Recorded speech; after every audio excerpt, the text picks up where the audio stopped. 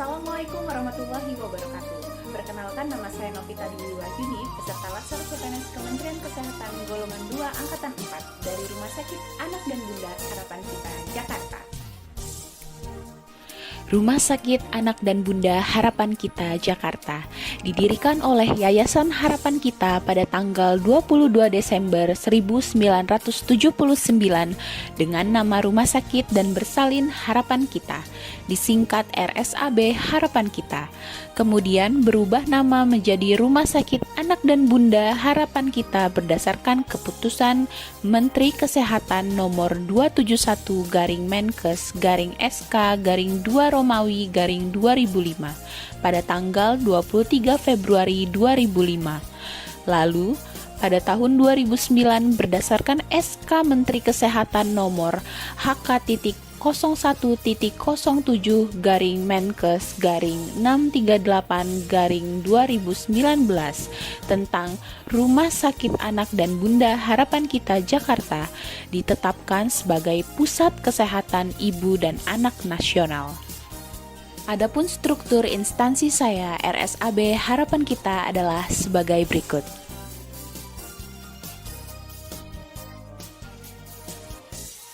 Visi RSAB Harapan Kita ialah terdepan sebagai pusat kesehatan ibu dan anak nasional.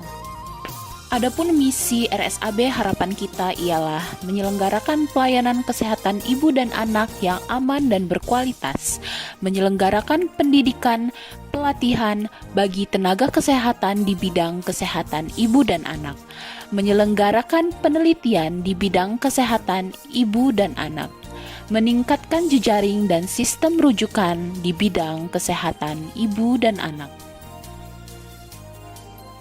Moto Rumah Sakit Harapan Kita, We Serve with Fact, yang artinya fast, accurate, convenient, and safe, and teamwork, di mana berpacu kepada fast, cepat dalam memberikan pelayanan, akurat, tepat waktu, tepat sasaran sesuai dengan prosedur dan taat aturan, convenience and safe, nyaman, aman untuk mendapatkan pelayanan kesehatan, serta teamwork.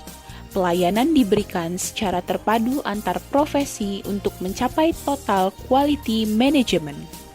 Sehingga dapat disimpulkan, RSAB Harapan Kita memiliki tujuan untuk terwujudnya pelayanan kesehatan ibu dan anak yang aman dan berkualitas dengan pelayanan unggulan Birth Defect Integrated Center atau yang dikenal dengan PIDIC, perinatal terpadu dan rujukan, serta teknologi reproduksi berbantu melalui kerjasama tim, jejaring, dan sistem rujukan, serta terselenggaranya pendidikan, pelatihan, dan penelitian yang terintegrasi dengan aktivitas pelayanan.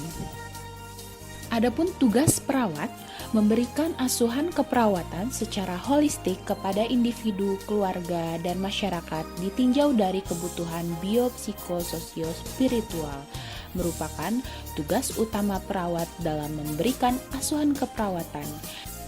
Hal tersebut didukung oleh dengan menerapkan komunikasi terapeutik dan melakukan penatalaksanaan manajemen gejala serta penilaian kondisi pasien, didukung kepatuhan pasien terhadap intervensi yang kita terapkan. Menerapkan pencegahan pasien jatuh dan upaya pencegahan infeksi. Memberikan pendidikan kesehatan. Serta melakukan kolaborasi dengan multidisiplin ilmu lainnya seperti dokter, apoteker, radiografer, dietitian, dan lain-lain. Perawat memiliki 3 fungsi. Yang pertama fungsi independen, kedua fungsi dependen, dan ketiga fungsi interdependen. Fungsi dependen sendiri diartikan sebagai perawat mandiri, tidak bergantung dengan orang lain, di mana melaksanakan tugasnya dengan sendiri dan tidak bergantung dengan orang lain. Fungsi dependen yaitu melaksanakan tugas atas pesan atau instruksi dari perawat lain atas pelimpahan tugas yang diberikan. Contohnya dari Kaatim ke perawat pelaksana. Yang ketiga, fungsi interdependen.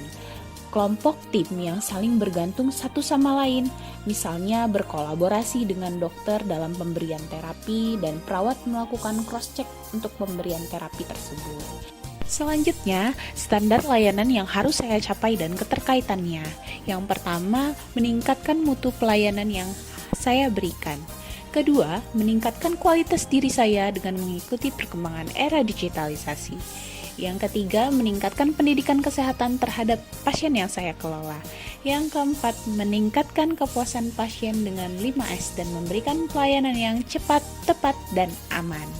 Sekian video aku, Smart ASN dan instansiku. ASN berakhlak, bangga melayani bangsa.